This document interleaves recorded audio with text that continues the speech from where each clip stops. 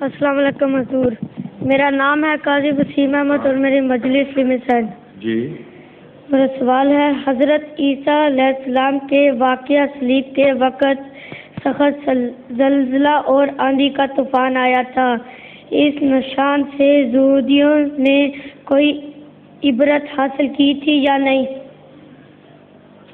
یہودیوں نے یہودی کون تھے؟ جو حضرت موسیٰ کو مانتے تھے، ٹھیک ہے نا؟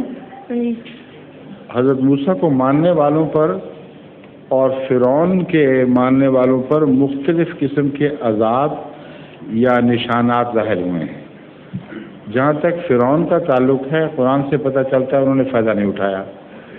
جہاں تک حضرت موسیٰ کے ماننے والوں کا تعلق ہے، بار بار نشان سے وہ ڈرتے بھی رہے اور فائدہ اٹھاتے رہے، لیکن پھر بھول جاتے تھے، پھر اللہ تعالیٰ ان کو سمجھاتا تھا۔ آخر ایک وقت ایسا آیا کہ لمبے عرصے تک یہود میں پھر توحید مضبوطی سے قائم ہو گئی۔ تو یہود میں جو نشانات دکھائے گئے ہیں ان کا ضرور کچھ نہ کچھ فائدہ پہنچتا رہا ہے۔ جو فرعون کی قوم کو یعنی دشمن قوم کو نشان دکھائے گئے اس کا ان کو فائدہ نہیں پہنچا، تبھی وہ غرق کیے گئے۔ سمجھ گئے؟ ظہور مہر